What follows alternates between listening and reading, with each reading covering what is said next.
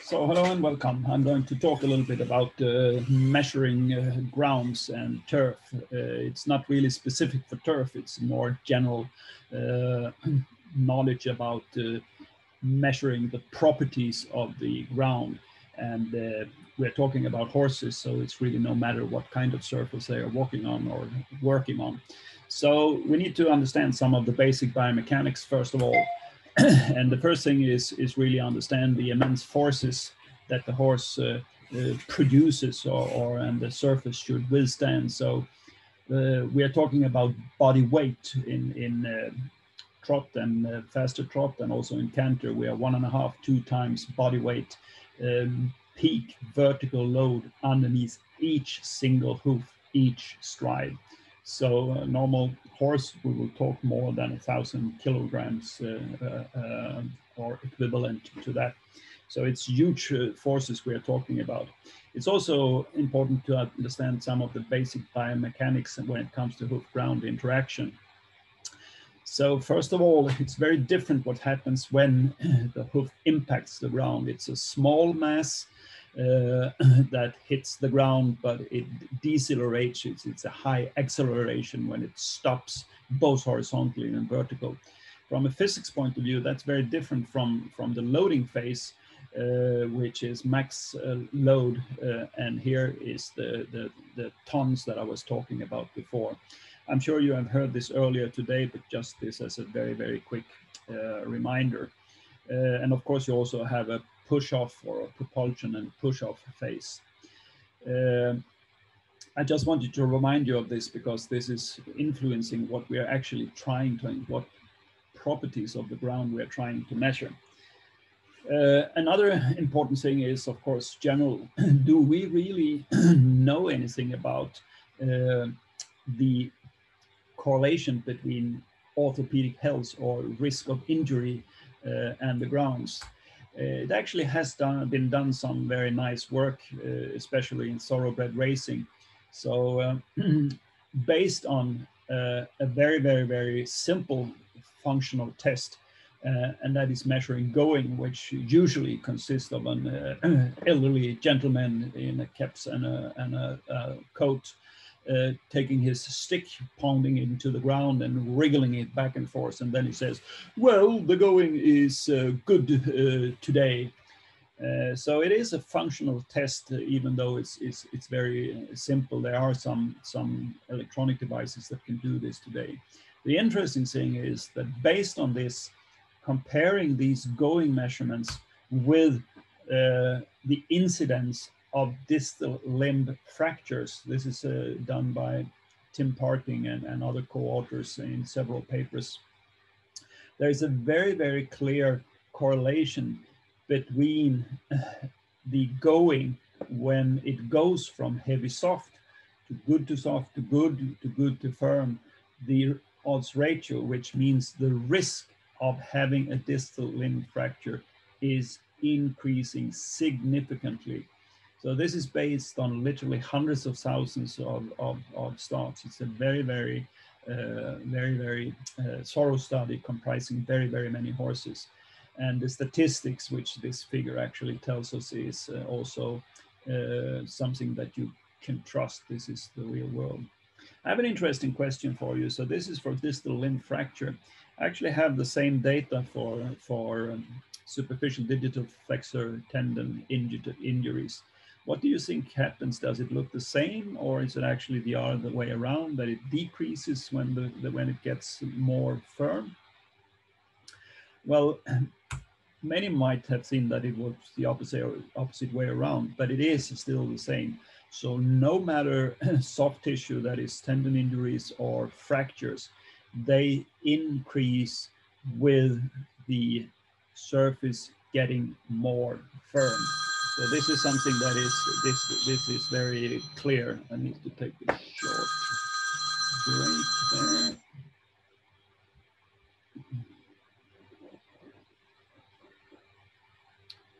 there. Tjena Rickard. Det var något akut? Jag sitter precis i ett möte.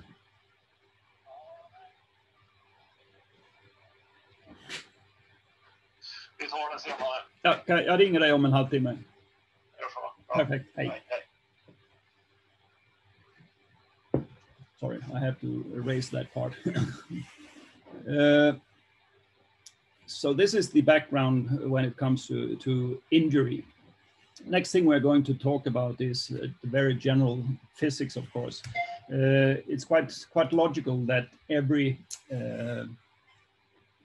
all of these forces we are talking on created by the horses, they should be taken care of by the ground. So and the ground can influence these forces, how they act on the horse. So it's important both from a performance and a risk of injury point of view. And of course, every force that the hoof creates has to be counteracted from the ground. So this is really what we started out doing with this machine that you have seen and which Mick started using on racetracks many years ago. The important thing is, of course, that this mechanical machine really mimics a horse cantering or actually jumping, landing after a jump on a track. It can be tuned for representing different horses. Anyway, it's really important to understand that you need to measure like it would be a horse if you want to be a horse. A mosquito can't measure a surface for an elephant. That is the very image of what you should think of. And it's not only about load, it's load rates, and it's the speed, and it's the angle that the hoof lands that we are trying to mimic with this machine. So this has been used extensively both in racetracks, but also in many equestrian arenas today. One of the first things we started working with when we went into equestrian arenas was really to define not scientific or engineering terms. Of course, we would measure things in kilonewtons and in Gs and so on, but we want to use terms that are relevant for the equestrian and or I would say the whole equine world. And what we came up with was that we need to have 5 different functional properties, and I will go into these in more details, but it's impact firmness, it's cushioning, responsiveness, grip, and uniformity. So starting with impact firmness, now we go back to the biomechanics of hoof-ground interaction. Impact firmness is really when the hoof lands, so not a big mass, small mass, as I told you before. So from a surface point of view, this is really important with the very, very, very top layer. I'm talking about centimeters. Of course, it's a little bit dependent on how soft it is, what is actually impact firmness. But it's really the first contact with a low mass. And again, we could look at it like this. So just as the hoof land, and at the same time, we do have the landing of this mechanical hoof. I mean, the use of the mechanical hoof is because we really need a standardized method to be able to use literally all over the world. And as you understand, it could be quite difficult to take one horse all around all tracks and arenas around the whole world. So it's better with a mechanical horse. It's also much better repeatability, even though it doesn't represent all horses, but some kind of an average of horses. So this is impact firmness. Cushioning is directly related to the maximum load. And the maximum load is when the limb is vertical like this.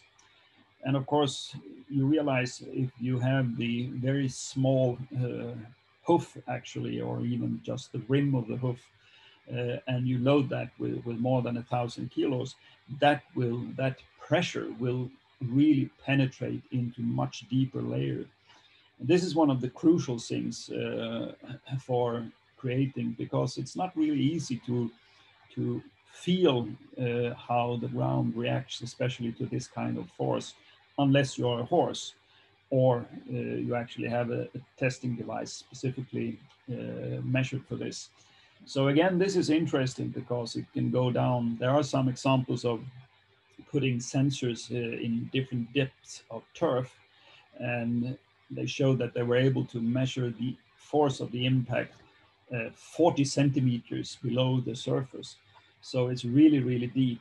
And again, it's interesting to discuss turf because turf has these roots, and if you have a deep root system, you are really able to create some kind of dampening properties, some kind of elasticity, which we will also talk about in deeper layers. And that is really important to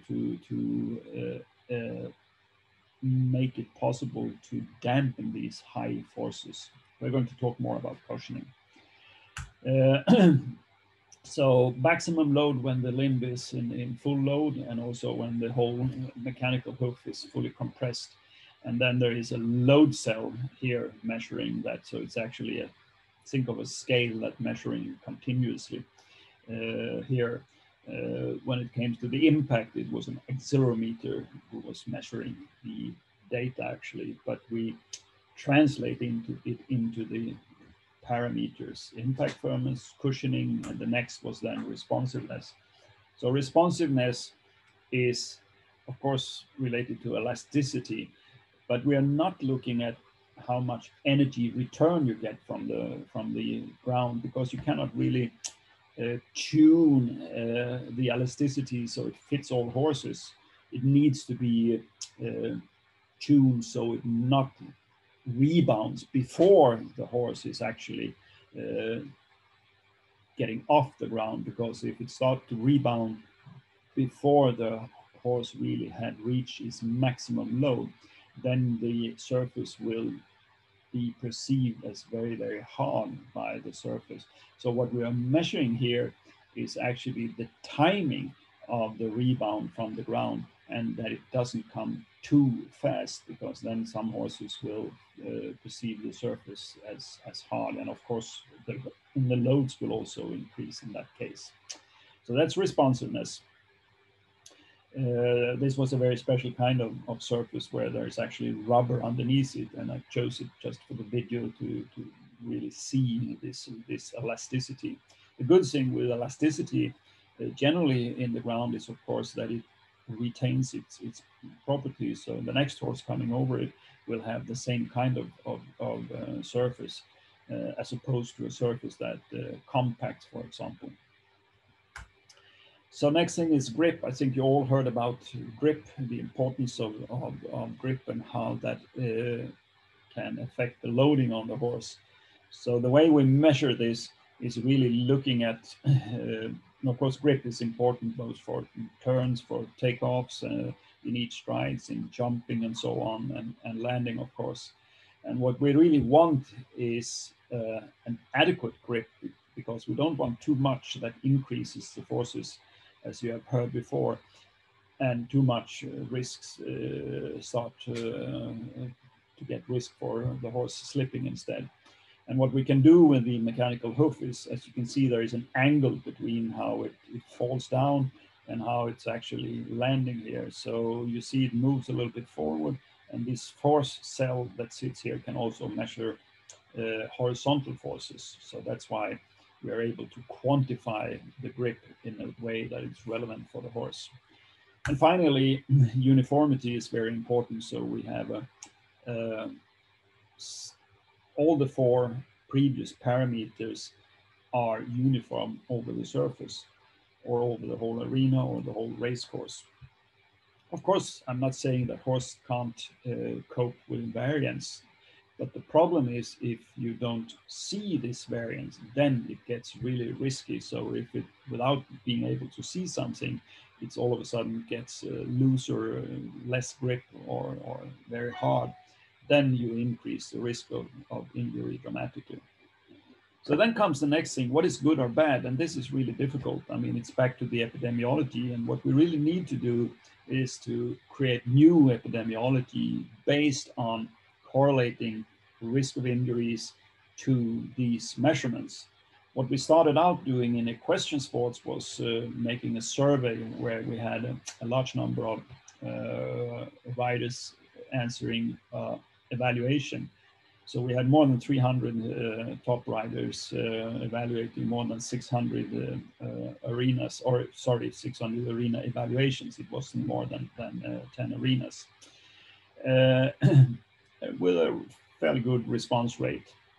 The interesting thing was that based on this, we can, in show jumping, and specifically in show jumping now, give you an idea about what top professional riders think the survey looked like this. So they didn't have to say whether it was good or bad. They just evaluated, for example, impact firmness as soft or hard in comparison to a majority of other arenas and so on. And at the end, they made an overall rating. And that enabled us to do a correlation between the OBST measurements and the subjective evaluation. And the important thing is when you sort them like you do here, you can see that there is a very, very good correlation, the two lines between subjective evaluation and objective measurements. But if you look at single arenas, you can see it's quite big, could be quite big difference between the red and the blue. So the simple interpretation of this is that we do measure something that is perceived by riders, by top riders, but asking a single rider, you get very, very different opinions. And I don't think this comes as a surprise. The interesting thing is that it looks the same for all the 5 parameters. The curve, it's a little bit flatter when it comes to responsiveness, meaning that the correlation is not as strong, or it's not so much variation. So this data that we measure can then be presented over an area like this, or it can be presented like an area map like this. But based on the combination of the survey and the measurements, I think this is a simpler way to understand it. So bringing out just one single measure in this case, the cushioning, we can see in this case, it was actually from the World Equestrian Games in Tryon a couple of years ago. And we followed, that was a temporary arena, fiber sand arena that was put in. Over time, you see from Wednesday, Thursday, Friday, Saturday, Sunday, we can see how it compacted more and more compacted. So getting from within a green area all the time, that is what is seen as a good, acceptable, but it's going from a deeper surface to a more compact surface. And this is, of course, something we would see also in turfs, depending on especially weather conditioning, whether the moisture content, where it's aerated, or other maintenance procedures. So I'm going to give you another couple of examples. So let's compare 2 very different surfaces and just look at it. So this is from a sand, or I would say more like gravel actually, and look at the hoof here, how it lands, get to a very quick vertical stop, but it actually allows to slip here. So the grip is not too high, but the cushioning would be very high on this surface. So we have not exactly the same horses, but the same category of horses working on turf. And I think this is also very interesting. Look at how this horse, when it lands, it's the same leading front limb in canter. So it should be comparable. I don't go into the graphics too much here, but what we see is actually horizontal and vertical speed of the hoof. But what we see here, what I really think is interesting, you see the first impact, and then when the load from the horse comes, you can see how the hoof is actually pushed into the ground. And this, of course, creates some lowering of the cushioning, actually dampening of the maximal load. So in this case, you could say that it's very nice with the turf. If you want to discuss more details, you can see in this case it's a horse with studs, And you can actually see how it actually breaks the horizontal. The grip is, thanks to the grips, quite high in this case. So again, just comparing different surfaces, thoroughbred on a synthetic surface, you see it's deep, it goes into the ground quite extensively.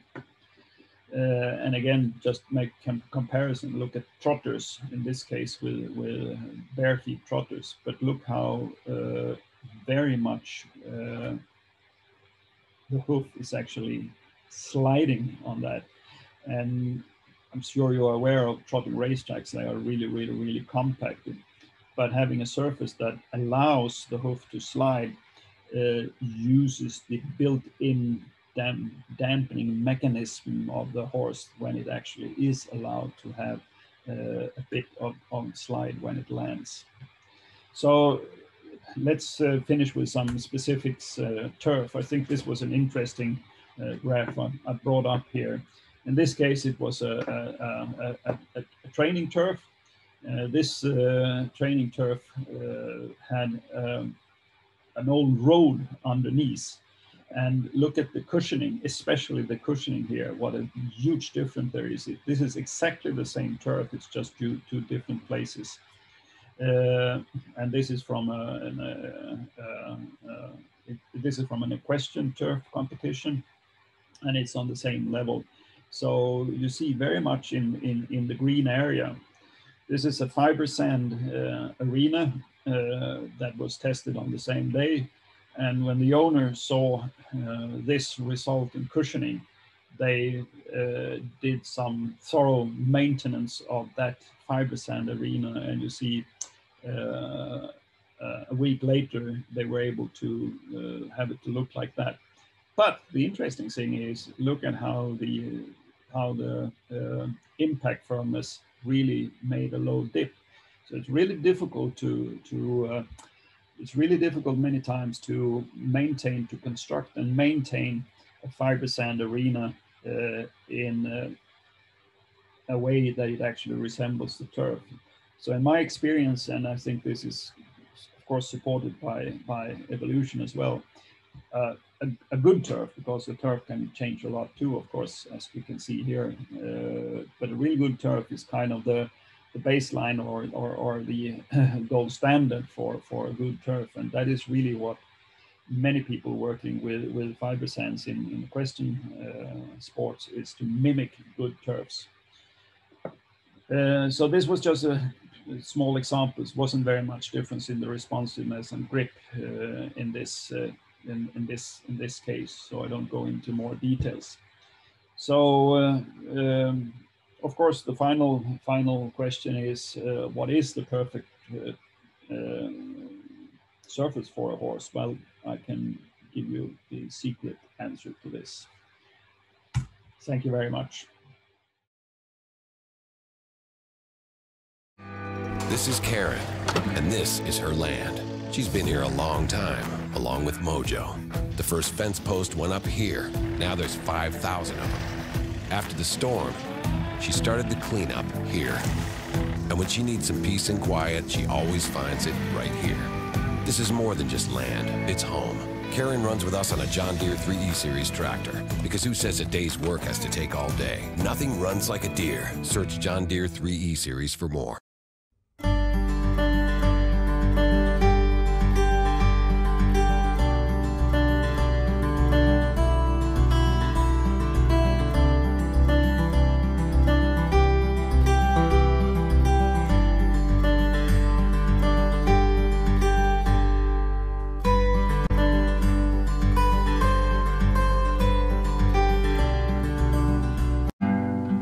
Being a teenager and in high school and middle school is not easy for girls these days. And they get to come here, spend time working around the farm, spend time with the animals, and not feel that pressure until we go to horse shows.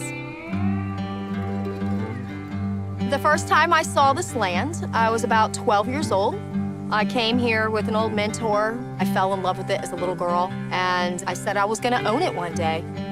My mother, when I was 4 years old, put me on a little pony walking around the zoo. That was it for me. Love at first sight.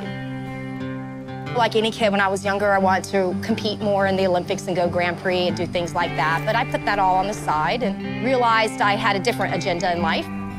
I've taught about 800 kids in this area. A typical day starts early in the morning with feeding the horses. Then usually we clean stalls. This is a daily chore, sometimes twice a day. I'm always on the tractor, mowing, spreading things around, you name it. This is a John Deere 3025P. I love my tractor. I couldn't live without it. I like to just relax and be left alone. I call it my husband. He's very reliable, and it doesn't argue. It's so easy to use. My 68-year-old mother has never driven anything like this before, and she was scared to death of it. And once she did, she loves it. She drives it all the time for me and helps me out around the farm. Being here in Florida, we deal with a lot of hurricanes, so it can be very stressful when we're in the path of one. That John Deere helps me so much. We go around picking up debris, moving, pushing things with the bucket. I always have an average of 50 students, so whenever there's a disaster that comes around, they're always here and they're ready to work. I call all my girls my kids. They're like part of my family, and they get scholarships for riding, and so we try to keep our sport here a little bit serious but fun. We go to the horse shows. It's great for them. Good, very nice.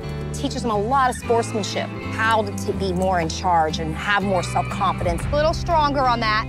There. The parents tell me all the time, you are such a huge influence in our child's life. I love to share my experience with these girls and be able to steer them in a better path. Everybody always asks me, how do you keep doing this? I say, just the sheer passion of it. What am I gonna do? Get a condo on the beach somewhere? I'm happier here. I'm Karen Neese, and this is my land.